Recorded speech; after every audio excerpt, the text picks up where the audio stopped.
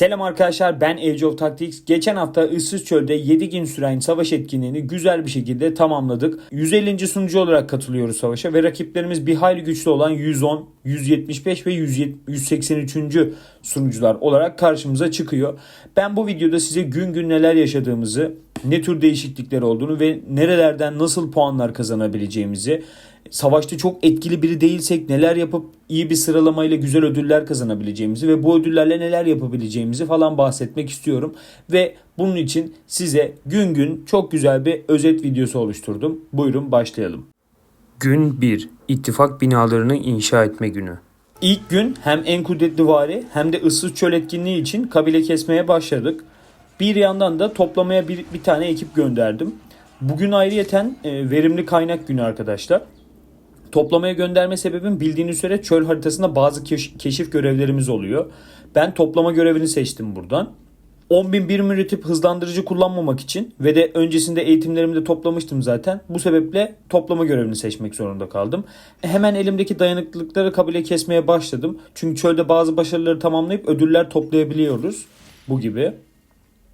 Kabile görevleri aşağıda. Bunlar kişisel görevler. Bir de ittifak görevlerimiz mevcut. Onların ödülleri daha tatlı oluyor. Şurada gördüğünüz gibi bir sarı kafa 8 saat hızlandırıcı. Burada da parşömen ve 8 saat araştırma ve eğitim var. 5 bayrak dikerek buralarda bu gibi ödülleri toplayabilir oluyoruz arkadaşlar. Çölün diğer görevleri olan toplama görevlerini tamamlamak için de ortalık karışmadan birlikleri gönderdim toplamaya. Bahsettiğim görevlere şunlar.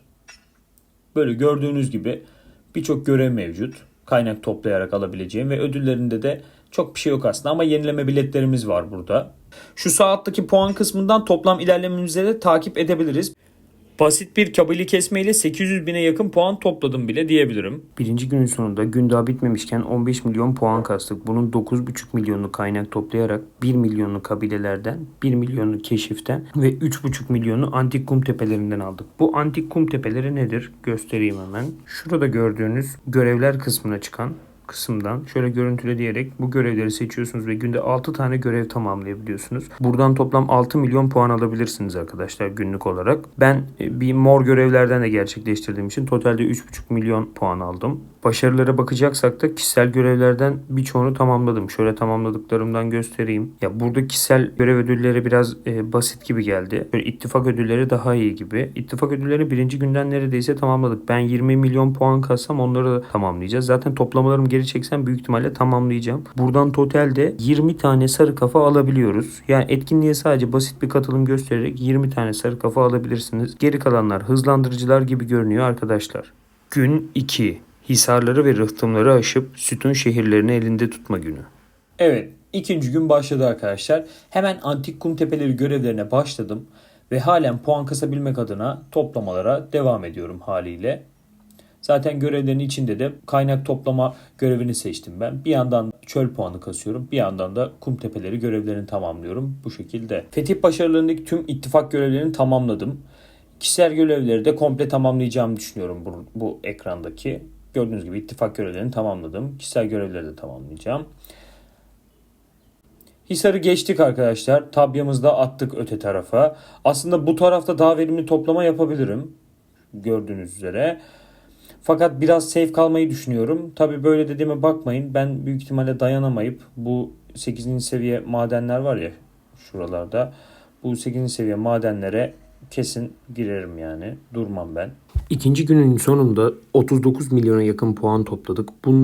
Bunların 16 milyonunu kaynaktan, 300 binini kabileden, 2800'ünü keşiflerden, Tun şehrinden 372 bin antik kum tepelerini bugün tam tamamladım. Hepsini tam 1 milyon ödül verenden en yüksekten tamamladım yani ve artık ikinci bölgeye geçtiğimiz için, ara bölgeye geçtiğimiz için de savaşlar başlamış oldu. Yani ufak atışmalar diyeyim, savaşlar demeyeyim bunlara. Şöyle ki haritanın ara bölgesini geçtiğimizde artık diğer ittifaklarla birbirimize ulaşabilir bir hale geliyoruz ve bu sebeple birbirlerinin toplamalarına saygısızca saldıranlar ya da gerçekten bir çatışma halinde olanlar olmuş oluyor. Biz de o kısımdaki puanı bu şekilde çatışmalarla kazandık. Hisar'ı açmıştık zaten. Yolumuzu aldık. Buradan Timsah şehrimizi elde ettik. Şimdi de Döngü Kulesi'ne doğru devam ediyoruz. Ben toplamaya bırakıp yatıyorum. Biraz riskli bir bölgede bırakıyorum. Burada bana saldırabiliyorlar. Fakat bu tarafı çok kontrol edeceklerini düşünmüyorum. Toplamalarımı bıraktım. Yarına hazır bir şekilde başlamayı düşünüyorum. Gün 3. Döngü Kulesi ve yasak bölge dağ hisarını elde etme günü. Üçüncü güne başladık arkadaşlar. Bugün Döngü Kulesi ve yasak bölge dağ hisarı açılmış durumda. Şu anda Döngü Kulesi'ne belirli saatlerde gelen muhafızları keserek puan toplamaya çalışıyorum.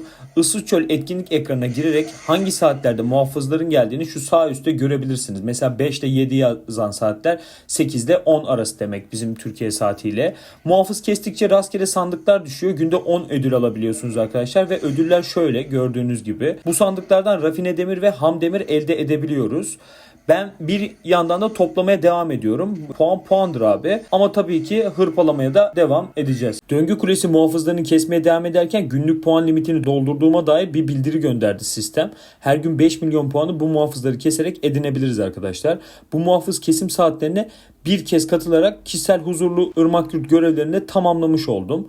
Ödül olarak toplam bu ekrandaki ödüllerin toplamı bana 370 ham demir kazandırdı arkadaşlar. Şöyle aşağıdan da görebilirsiniz. Yanında yenileme biletleri de mevcut. Buradan bakabiliriz. Aynı şekilde kaynaklar da var. Bunların toplamı 370 ham demir ediyor arkadaşlar.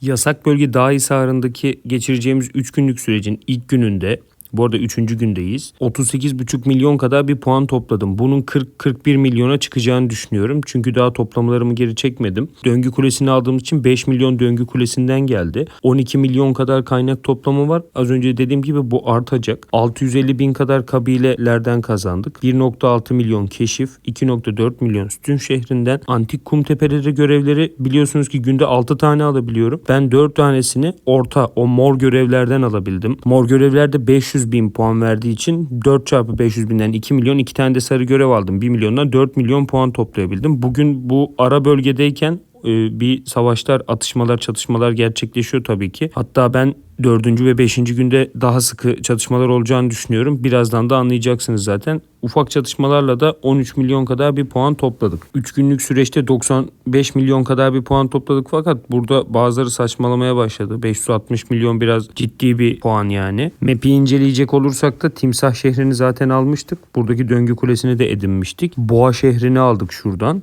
Buraya geldiğimizde Aslan şehrini edindik. Kedi şehrini daha yeni aldık burada. Burada da şimdi bir plan yapıyoruz. Şurada adımları görüyorsunuz zaten siz de 2, 3, 4, 5, 6 şeklinde. Buradaki Akrep şehrini farklı bir ittifaktan, 175'teki bir ittifaktan almaya çabalayacağız. Devamında şuradaki Döngü Kulesi'ni alıp çift Döngü Kulesi'yle devam edeceğiz sürece. Birliklerimi toplamaya yerleştirdim. Birliklerim toplamada devam ediyor. Çünkü bugün bir yandan da En Kudretli Vali'nin 3. günü, toplama günündeyiz. Hem ona puan kasmaya çalışıyorum hem buraya puan kasmaya çalışıyorum. Keza zaten çok da bir atraksiyon yok şu an. Yani ortalık duruldu, sakinleşti. Pek de sakin görünmüyor şu an. Bu şekilde 3. günü tamamlamayı düşünüyorum toplama yaparak. Çünkü En Kudretli Valide de etki göstermek istiyorum. 4. günde görüşmek üzere arkadaşlar. Ağzımı açmaya olayım arkadaşlar. Biz tam ortalık sakinleşti derken Crimson Fury ittifakıyla güzel bir savaş gerçekleşti. Şu bayrağı almak için ciddi bir savaş yaptık ve sonunda elimize geçirdik. Şimdi hedefimiz size bahsettiğim gibi şu 2, 3, 4, 5 noktalarıydı. Fakat Crimson Fury böyle bir aksilik çıkarınca buradaki bayrağa girmek zorunda kaldık. Aldık. Devam ediyoruz şimdi. Birlikleri şimdi huzurlu sığınağa gönderdim. Buradan biraz puan kasmaya devam edeceğim. Bugün bahsettiğim puanı bayağı aştım. 3. gündeyim hala bu arada. 62 milyon puan oldu. Savaştan ciddi bir puan daha elde ettim. Size bahsettiğim gibi kaynaktan da 11 milyon daha elde edince puanım bu seviyeye kadar yükseldi. 4. günün sabahına yine antik kum görevlerini yaparak ve de Döngü Kulesi çevresindeki muhafızları keserek başladım. Her gün muhafızları kestikçe yere sandık düşüyor demiştik arkadaşlar. Mavi sandığa baktığımızda 10 tane ham madde veriyor bize. Mor sandığı inceleyecek olursak ise 20 tane ham madde veriyor bize. Sarı sandıklardan lüks sandık çıkıyor arkadaşlar. Günde 10 tane lüks sandık toplamamız gerekiyor. Ben topladım gördüğünüz gibi. Açtığımızda ise Toplamda 6 tane rafine demir, 100 tane ham madde verdi bana. Mor olanlardan açsaydım 10 tane 200 tane ham madde verecekti bana. Fakat rafine demir daha nadide bulunuyor arkadaşlar. Bu yüzden rafine demirleri tercih etmeliyiz. Map'i kontrol ettiğimizde ise bahsettiğim ilerleme süreci biraz değişti arkadaşlar. Sol taraftan ilerleyecektik. Sanırım sabredemedik. Şu anda ikinci döngü kulesini almak için uğraşıyoruz. Ben de birazdan destek için yola koyuluyorum. Dördüncü gün sonundaki puan ayrıntılarına bakacak olursak 44 milyon bir puan elde ettim. Bunun 5 milyonu yine döngü kulesinden. Döngü kulesinden böyle her gün 5 milyon alacağım. Bugün 12 milyonluk bir toplama gerçekleştirmişim. Birliklerim şu an yine toplamada. Kabileleri ortadan kaldırma 432 bin. Keşif görevleri zaten hepimiz sağlıyoruz bunları. Sütun şehrinden 5 milyon 300 gelmiş. Antik kum tepelerinden 2 tane görevi 500'lük yaptım bugün. Ufak böyle atışma savaşlarıyla da 13,5 milyon kadar puan toparladım arkadaşlar. Geneline baktığınızda 172 milyon kadar oldu. Savaş sonunda ben burayı da özetleyeceğim sizlere. Artık hep birlikte ebedi diyara girişi bekliyoruz. O süreçte de puan toplamaya çalışıyoruz. Savaşlar duruldu diyebilirim. Artık böyle herkesin birbirine dişini gösterdiği süreci tamamladık diyebilirim yani. Biraz erken bitti çünkü baskın kaldık bu tarafta. Kralın sağ gözü kısmı komple bizim elimizde gibi bir şey oldu. Artık burada kuralları biz koyuyor gibi olduk. Ebedi diyara girişi bekliyoruz. O zamana kadar da puan toplamaya devam arkadaşlar. 5. gündeyiz. 5. günde ikinciliğe yerleştik ve birazdan 175. sunucunun Crimson Fury ittifakından şehri ve de tabyalarını ele geçirince, yani tabyalarını yıkınca puanda daha da ileri gideceğimizi düşünüyorum. Arkadaşlar bugün oyuna çok fazla giremediğim için farklı bir şey denemek istedim ve gerçekten de etkili olduğunu gördüm. 5. günde herhangi bir savaşa katılmadım. Savaş puanım 0 gördüğünüz üzere. Fakat toplamayla ve diğer etkilerle yine 35 milyon kadar bir puan toplayabildim. Zaten buradan bakıyorsunuz 207 bin benim 5 günlük ortalamam. Bu arada 6. güne 1 saat 50 dakika falan kaldı şu an. 5 günde 200 bin puan kastım düşünürsek günlük ortalamam 40 bin benim. Yani günlük ortalamama neredeyse yaklaştığım bir gündeyim. Sıralamaya bakacak olursak da şu an 26. görünüyorum. Ödülleri açtığımda ise 26. olarak düşündüğümde şu an 4 tane Kalsedon alabiliyorum. Ama ben ilk 20'ye girip 6 tane almayı planlıyorum. Büyük ihtimalle de ebedi diyarda karşılaşmalar, savaşlar yaşadığımızda ben ilk 20'ye girerim diye planlıyorum şu an. Yani bu noktada demek istediğim şu: savaşa hiç girmeyecek biri bile olsanız, kimseyle atışmayacak ya da atışacak gücünüzün olmadığını düşünelim. Askerleriniz biraz daha, komplarınız biraz daha beceriksiz, güçsüz komplara sahip olduğunuzu düşünelim. Biraz daha düşük seviyeler için sadece toplama yaparak burada etkili bir sıralamayla sonuçlayabiliyorsunuz. Tabii ki savaş biraz keyif işi. Orada keyif alma durumu var oyunun içinde. Fakat eğer sıralama için, Kalsedon için kapışıyorsanız da yani ilk 20'ye, hadi ilk 50'ye girebilir olursunuz diye düşünüyorum. Sadece toplama yaparak. Bu arada ben bugünkü toplamalarımı daha çekmedim. Toplamaları da şöyle birlikte çekelim arkadaşlar. Bu birliğimde yaklaşık olarak 20 milyon kadar var. Bu birliğimde 10 milyon kadar var. Burada bu birliğimde çok olduğunu düşünmüyorum. Ama yine de bakayım. 5 milyon kadar var. Arkadaşlar toplama birlikleriyle ilgili bir video oluşturacağım bu arada. Toplama birliklerime güveniyorum. Biraz da toplama birliklerinizin iyi olması gerekiyor tabii. Bu kadar puan kasabilmeniz için. Ben toplama birliklerini tam anlamıyla tamamladığımı düşünüyorum. Yani güzel bir ilerleme katlettim onlarla ve gerek en kudretli vari gerekse en kudretli imparatorlukta toplama günlerinde güzel bir etki sağlıyorum. Burada da yine son gün için toplamalarımı son güne bırakacağım. Bugün 5. gündeyiz. Şeyde de en kudretli valide de 5. gündeyiz. 6. günde toplama olmadığı için şimdi hepsini geri çekiyorum. Hepsini geri çektiğim takdirde de puan farkımda bakmış oluruz. Burada toplama gününde bakın yine valinin toplama gününü 3. olarak bitirmişim ve çok da vakit harcayamadım 3. gününde oyuna. Şöyle geliyorum, toplamalarım da geriye geldi. Az önce toplamalarımda 15 milyon bir puan vardı. Bakın 22,5 milyona kadar çıktık şu an. Toplam puanımız da 42 milyona kadar çıktı. Yani toplamayla bile bir yerde kalabiliyorsunuz. Burada bir sıralamaya kadar gelebiliyorsunuz. Hatta şöyle sıralamayı da yokladığımda evet yine 22. sıraya çıktım. Yani sadece toplamayla kendimi 2 sıra daha ileri attım. Zaten önümdeki insanlar da çok yüksek bir puan farkımız yok. Şöyle bir göz attığımda ise ben belki ilk 10'a bile zorlayabilirim kendimi diye düşünüyorum. Gün 6. Ebedi diyara giriş. 6. günün son dakikalarındayız. Gördüğünüz üzere ortalık artık karıştı. Ebedi Diyar'a birçok ittifak giriş sağlamış oldu. Biz de konumumuzu aldık. Şu anda sıralamada 183. server. Güzel bir farkla önde diyebilirim. 17 milyona yakın bir puan topladılar. Peşinde biz varız. 150. server olarak. Bizi takip eden de 110. Sonuncu da 175. server geliyor. Şimdi Ebedi Diyar'a giriş günü olduğu için bugün biraz fight döndü. 23 milyon kadar bir puan kastım fight'ta. Bugünün toplam puanı şu anda 52 milyon kadar falan. Büyük ihtimalle tam bu puanla bitireceğim. Tabii ki döngü kulesi görevlerini yerine getirdik. Kaynak toplayarak 9 milyon puan topladım. Kabileyi geçelim. Keşiften 2400 puan topladım. Sütun şehirlerimiz bana 7 milyon kazandırdı. Antik kum tepeleri görevlerinden de 5,5 milyonluk bir puan toparladım. Sezon toplamına geldiğimizde 270 milyon puan yaptı. Peki bu kadar puan yaparak kaçıncı sıralamadayım diye baktığımda ise şu an 21. sırada gözüküyorum. İlk 20'ye gireceğimi söylemiştim size. İlk 20'de çünkü Kalsedon ödülü var. Onu almak istiyorum ben de. Sıralamayı gözetlediğimde ise zaten şöyle bakın 13.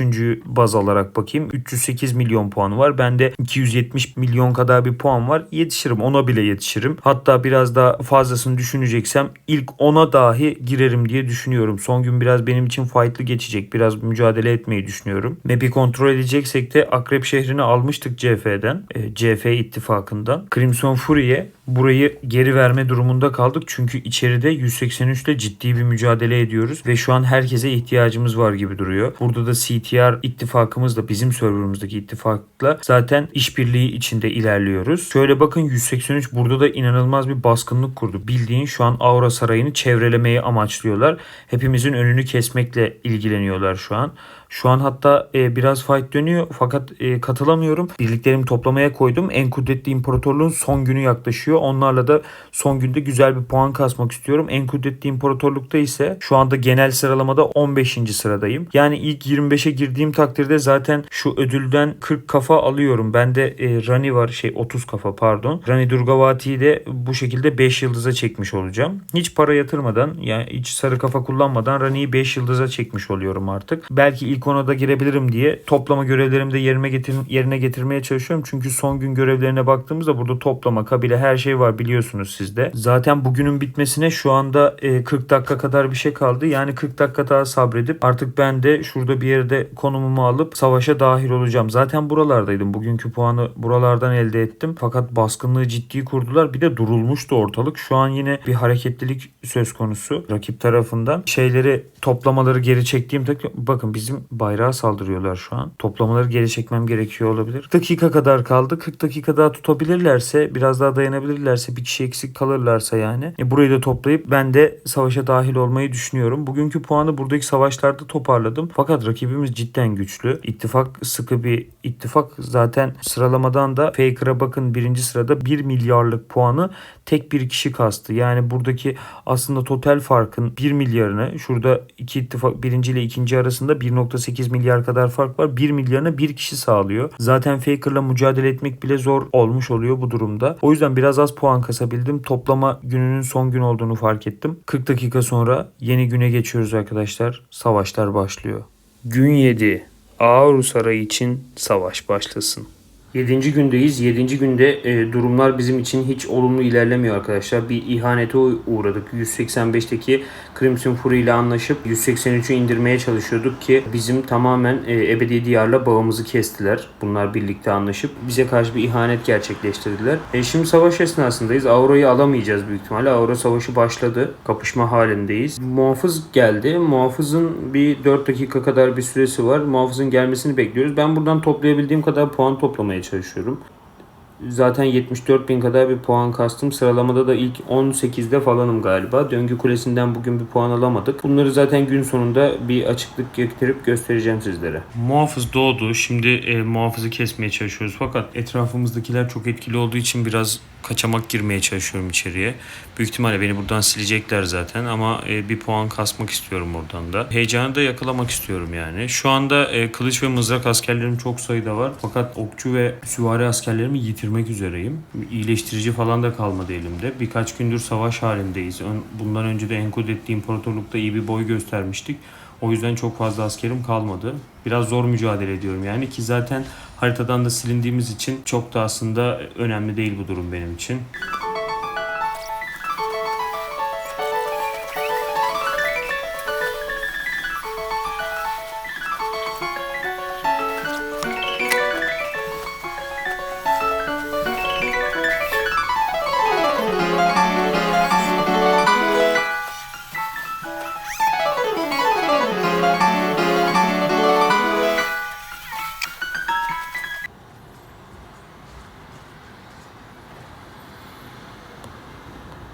Aura Sarayı muhafızı olarak gelen kum fırtınası rahibini kestik. Şimdi aldığımız puana bir bakalım isterseniz. Ne kadar bir puan verdiğine. Şuradan gözlemleyebilirim. Evet 14 milyon 300 kadar bir puan kazandım bu sayede. Beni sıralamada ne hale getirdiğine bakayım. Diğerleri de katılmadıysa etkili olacak benim için. Evet onlar katılmamış sanırım. Ve beni 14. sıraya yükseltti. İlk 10'a doğru gideceğiz inşallah ama çok az askerim kaldı. Bu biraz beni zorlayacak. Arkadaşlar ıssız çölde yaşanan savaş sona erdi diyebilirim. Ağrı Sarayı'nı No Mercy 183'ten No Mercy ittifakı ele geçirdi. Onun haricinde diğer ittifaklar biz zaten söylediğim gibi dışarıda kalmıştık. Bizim komşumuz olan CTR 150. serverdan çok bir etki gösteremedi onlarda. 175. server Crimson Fury güzel bir etki gösterdi. Alanda kalabildi. Biz alanda kalmamamıza rağmen sıralamada iyi bir noktadayız bu arada. Şimdi size çölün tüm etkinliklerini her günü güzel güzel takip ettiğim takdirde geldiğim noktayı göstermek istiyorum ve alacağım tahmini ödüllerden bahsetmek istiyorum. Savaş sonu raporunda zaten paylaşacağım yine sizlerle. 7. günde olduğumu söylemiştik. 183. sunucudaki ittifak Ağrı Sarayı'nı ele geçirerek ciddi bir puan kazandı. Şu an 48.9 milyar bir puana geldiler. Bu tabi sıralamayı da etkilemiş oldu. Sıralamaya girdiğimde ise ilk 10'a giremedim çünkü Ağrı Sarayı gidince herkes güzel bir puan paylaştı. Güzel bir puan aldılar oradan. 480 milyon görünüyor şu an 10'uncunun puanı. Benimse 400 milyon kadar bir puanım var. 16. sıradayım zaten ben de. İttifak sıralamasına baktığımızda biz 2. sırada yer alıyoruz burada. Gördüğünüz gibi 16 milyar puanla 2. sıraya yerleşiyoruz. No Mercy 26 milyar puanla birinciliği taşımakta. Krallık tablosu zaten göründüğü gibi 183. server birincilikte, biz 2'deyiz 110. Üçüncülüğü taşıyor. 4. de 175. server bulunmakta. Şimdi kazandığım puanlara bakayım. Bugünkü puanlarda 129 yani 130 milyonluk bir puan elde ettim. Döngü kulesine katılamadım. Zon 3'te kalmak istediğim için bizden sınırlarımızı aldıkları için Zon 2'ye ışınlandığım takdirde tekrar Zon 3'e giremeyecektim. O yüzden Zon 2'ye ışınlanmadım. Döngü kulesini bugün sağlayamadık. Kaynak toplamada en kudretli valinin son günü olduğu için bugün biraz fazla topladım. 15 milyon kadar topladım fakat günün yarısında 15 milyonluk bir puan elde ettim. Kabileleri ortadan kaldırma puanım 0 çünkü savaş esnasında kabilelere gittiğim takdirde askerlerimi kesiyorlar. Bu da benim için hoş olmuyordu. Şimdi büyük ihtimalle dayanıklılıklarımı harcayıp oradan da yaklaşık 1 milyon kadar puan elde ederim. Keşifleri saldık. Sütun şehrinden yine 5.2 milyon kadar puan aldık. Antik kum görevlerini yaptık. Aura Sarayı muhafız kesimlerine katıldım ve toplamda orada 37.5 milyon kadar bir puan elde ettim. Bugünkü savaştan ise elde ettiğim puan 64 milyon kadar bir puan elde ettim. Sezon toplamına baktığımda ise zaten görmüştük bunu. 400 milyon. Bunun detayları şu şekilde. Bakın 100 milyonu, bu 400 milyonu 100 milyonu kaynak toplamadan sağladım arkadaşlar. Full fokuslandım mı? Hayır. Savaşlara katıldığım esnalarda zaten kaynak toplayamıyoruz biliyorsunuz. Katılmadığım takdirde bunun böyle 200-220 milyona kadar çıkabileceğini düşünüyorum ben. Yani sadece ıssız çölde bulunup kaynak toplayarak bile 220 milyon kadar bir puan elde edebiliyorsunuz. Kabileleri ortadan kaldırma zaten çok etkili değil. 3,5 milyon kadar. Keşifler biliyorsunuz gözcü görevleri, onları zaten yapıyoruz. Sütun şehir bu ittifakımızın ilerlemesine göre aldığımız bir puan. Yani elde ettiğimiz şehirlerden kazandığımız puanlar 29 milyon kadar bir puan kazanmışım. Antik kum tepeleri görevlerini tamamlayarak 35 milyonluk bir puan kazanmışım. Harika. Bence çok iyi. Yeterli seviyede yani. Günlüğüm 5 milyona geliyor. Ortalama olarak 5 milyona geliyor diyebilirim. Muhafızlar zaten son gün geliyor. Bugün kazandığım puan o. Savaştan da totalde 153 milyon kadar bir puan kazanmış. Şimdi diyelim ki siz savaşlara katılamayacak güçte birisiniz. Yani zaten ben de böyle çok harikulade muazzam bir güçte değilim bu savaşlara katılırken. Yine katılabilir bir boy gösterebilirsiniz. Hadi siz de diyelim daha benden biraz daha kötü olduğunu, daha kötü bir çar olduğunuzu düşünelim yani. 100 milyon kadar yapın. Hiç katılmayın. 50 milyon, 30 milyon kadar yapın. Şimdi buradan 30-40 milyon yapıp bu aralardakileri de zaten tamamladığınızı farz ediyorum. Muhafızdan da 20 milyon alın. 20 milyon da buradan aldığımızda 50. Kum tepeleri görevleriyle 85. 30 da buradan gelse 115. 15 buradan 130, 135. Kaynak toplamadan da ne demiştim? 220 milyon kadar demiştim. Topladığımda 355 milyon. Döngü kulelerinde eklediğimde 375 milyon puan zaten basit düzey bir hesap sağlayabiliyor burada. Şimdi Buradaki savaştaki sıralamada 375 milyonun nereye geldiğine bakalım. 375 milyonluk bir kişi bakın 19. sıralamaya yerleşiyor. 19. sıralamaya yerleştiğiniz takdirde ise buradan 6 tane Kalsedon alıyorsunuz. 2000 imparatorluk parası. Bunlar çok önemli değil ama Kalsedon parası süslemelerimizi ilerletmek için önemli olacak. İlk ona girmek zaten biraz hayal ve zor arkadaşlar. 7. günde durum bu şekilde. Zaten Aura Sarayı elden gittiği için şu an artık birbirlerine saldırmalar falan bitti. Sonuçların açıklanmasını bekliyorum. Sonuçlar açıklandığında da sizlerle paylaşacağım. Bu arada buradaki görevler de mevcut. Görevleri yaptırdığımız takdirde zaten çok tatlı ödüller alıyoruz. Issız Çöl baktığınızda basit bir hesap için gayet fazla ödül veren bir aktivite ya da etkinlik diyebilirim. Burada ittifak ödüllerimiz de gayet güzel. Sarı kafalardan falan da bahsetmiştik bu ödülleri topladığımız aşamalarda. Yani Issız Çöl'e katılmaktan kaçınmayın arkadaşlar. Şu anki benim durumuma bakarsanız biraz bakın 69 bin askerim kaldı. Diğerinde 65 bin. Askerlerimi bildiğin tüketmiş haldeyim. Bunlarla çok saldırılara katılmadığım için kılıç ve mızrakla çok saldırılara katıldığımda çünkü durduk yere asker kaybediyorum. Gerek yok. Daha gelişim aşamasında bu komplarım. Sadece bunlarla saldırdığım için hiçbir askerim kalmadı. Fakat güzel bir hızlandırıcı elde ettik savaşlara katılarak. 30 günlük falan vardı elimde diye hatırlıyorum. 40 günlükte sürekli savaşlara katılıp asker kaybettik. Size hediye olarak bu şekilde hızlandırıcılar veriyor. Bakın burada 5 dakikalık 4095 tane hızlandırıcı vermiş. Güzel bir hızlandırıcı olduğunu düşünüyorum ben. Güzel düzeyde veriyor yani bunları. Bunlarla da hızlandırıcı elde edebilirsiniz ve en kudretli vali ya da en kudretli imparatorluk etkinliklerinde hızlandırıcıları kullanma gününde, birlik eğitim günlerinde bunları kullanarak yine ödüllerde etkin bir rol oynayabilirsiniz arkadaşlar. Evet, Issız Çölü tamamladık. 666 bin birim kaybetmişim. 15. sırada 402 milyon puanla tamamlamışım. İttifakımız ikinci olarak tamamlamış. Server'ımız da yine ikinci olarak tamamlamış. Birim yenilemeye girdiğimde 233 binlik birimimi zaten direkt ben yeniledim %35 ihtimalle. Şimdi arttırıyorum. Biletlerimi kullanıyorum. %20'yi de buradan edinmiş oldum. Müttefiklerimden de isteyeyim. Bu yenilemeyi de sağladıktan sonra 366 bin yani %55'ini tamamlamış oldum. Askerlerimi geri aldım neredeyse. Ödüllere bakalım. Kudretli Vali etkinliğinin ödülü 16. sırada tamamlamışım. Çölün sıralama ödüllerini sanırım daha dağıtmadı. Oyun şöyle bir özet çıkarmış. Birlikte kontrol edelim. Ben de daha ilerlemedim. 7 gün boyunca 42 kum tepesi kazdın ve ödülleri aldın. Tamam. İttifakın 22 çöl bayrağı inşa etti. 6 sütun şehri ve döngü kulesi inşa ettin. Toplam öldürmeler 316. En uzun savaş 1 saat kadar, 1,5 saat kadar sürmüş. Bir sonraki turda görüşürüz diyor. Burada da sıralamamın böyle güzelce özetlemiş. Ödülleri vermedi daha yalnız. Verdi mi bakayım?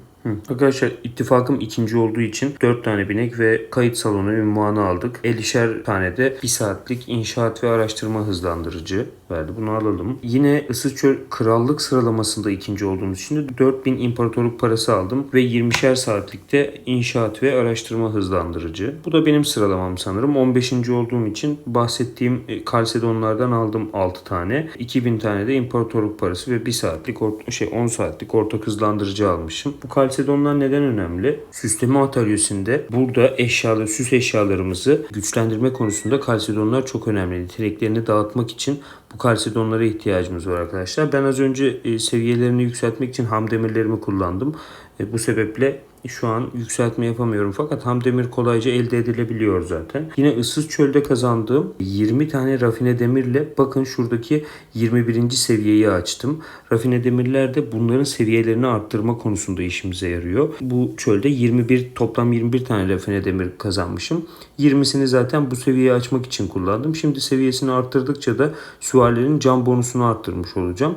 Bir sonrakinde de gördüğünüz gibi beceri hasarını arttırmış olacağız. Yani çöldeki döngü kulelerinin etrafında topladığımız o altın sandıkların önemi de burada karşımıza çıkıyor arkadaşlar. Rafine demirleri elde etmek zor yani oyun içinde. Oradan ben 20 tane elde edip en azından bir tane süslememi ikinci seviyeye çıkarabildim arkadaşlar. 7 günlük Issız Çöl etkinliği kapsamında anlatacaklarım bu kadardı arkadaşlar. Bir sonraki Issız Çöl etkinliğinde görüşmek üzere. Takipte kalın, taktikle kalın.